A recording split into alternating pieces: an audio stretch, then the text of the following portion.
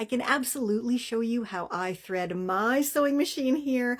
I have the Singer Heavy Duty. I think it's like the 44S.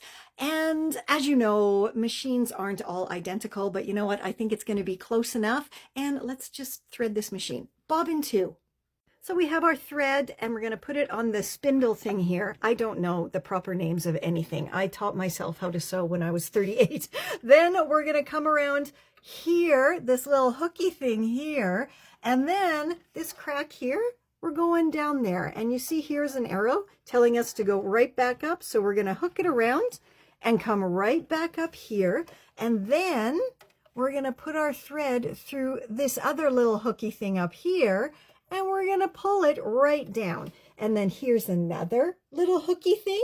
And we're going to put it through there. And then right above the needle here is another little hooky thing. And we're going to put it through there too. And then this is really cool on my machine. It has this that I pull down.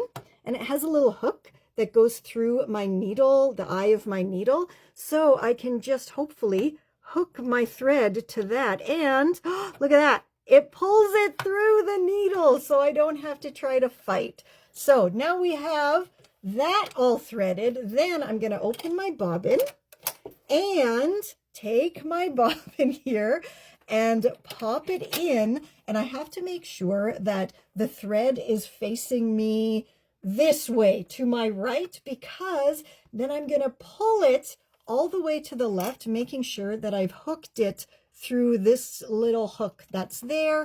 And then I'm going to pop my bobbin cover back on.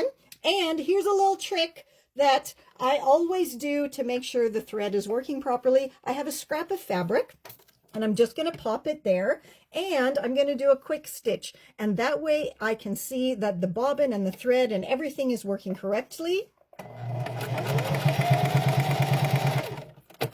There we go.